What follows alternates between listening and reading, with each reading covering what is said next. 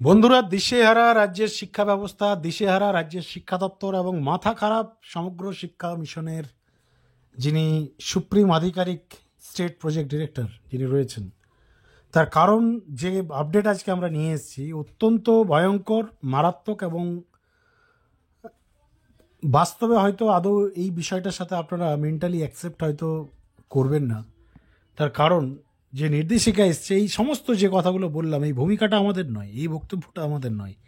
এই বক্তব্যটা বর্তমানে ঘুরে বেড়াচ্ছে রাজ্যের শিক্ষা সমাজে, শিক্ষকদের মধ্যে। তার কারণ বাচ্চাদের জন্য তৈরি হওয়া মিড ডে মিল এবার দিতে হবে রাস্তার কুকুরদের। আর এই বিষয় নিয়ে রাজ্যের নির্দেশিকাও জারি করেছে সমগ্র শিক্ষা মিশনের পক্ষ থেকে। আপনাদের জানিয়ে রাখি, শনিবার পশ্চিমবঙ্গ সমগ্র শিক্ষা মিশন রাজ্যের স্কুলগুলির উপর একটা নির্দেশিকা জারি করেছে, অর্থাৎ গভর্নমেন্ট অর্ডার একটা বের করা হয়েছে। যে অর্ডারে পরিষ্কারভাবে বলা হচ্ছে যে স্কুলের সামনে যেসব পথকুকুর আছে তাদেরও এবার মিড ডে মিলের ভাগ দিতে হবে। সমাজকর্মী ও পশুপ্রেমী মেনকা গান্ধীর আবেদনের প্রেক্ষিতে এই সিদ্ধান্ত নেওয়া হয়েছে বলে জানানো হয়।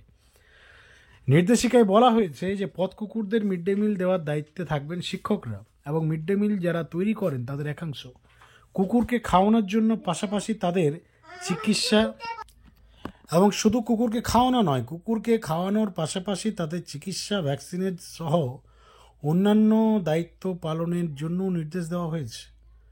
আপনাদের জানিয়ে রাখি, সোমবার থেকে নির্দেশ কার্যকর করতে হবে বলে উল্লেখ রয়েছে। আর এই নির্দেশিকা ঘিরেই এই মুহূর্তে শুরু হয়েছে জোর বিতর্ক।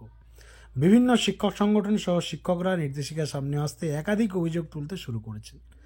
তাদের যেটা বক্তব্য যে মিড ডে মিলের যে বরাদ্দ, তাতে মিড ডে মিল খাওয়াতে গিয়ে সমস্যায় পড়তে হয়, সেখানে কিভাবে কুকুর খাওয়ানো সম্ভব? আবার এই পরিস্থিতিতে যেখানে স্কুলে স্কুলে শিক্ষকের অভাব, সেখানে এই দায়িত্ব কে নেবে? বর্তমান পরিস্থিতিতে কুকুরকে খাওয়াতে আলাদা করে শিক্ষক নিয়োগ করতে হবে বলে কটাক্ষ করেছেন শিক্ষকদের একাংশ। কেউ কেউ আবার বলছেন যে বেঁচে যাওয়া খাবার এমনিতেই কুকুরদের দেওয়া হতো, এই নিয়ে আলাদা করে অর্ডার বের করে বাড়তি দায়িত্ব চাপানোর কোনো দরকার ছিল না। যদিও পশুপ্রেমী বিভিন্ন সংগঠন রাজ্যের এই নির্দেশিকাকে স্বাগত জানিয়েছেন। বন্ধুরা, এর আগে পথকুকুর নিয়ে স্কুল পড়ুয়াদের সতর্ক করতে একটি বিজ্ঞপ্তি জারি করেছিল শিক্ষা দপ্তর, এবং তাতে বলা হয়েছিল যে স্কুলে যাওয়া আসার পথে পড়ুয়ারা কীভাবে রাস্তার কুকুর থেকে সচেতন থাকতে পারে সেই বিষয়ে সতর্ক করতে শিক্ষকদের।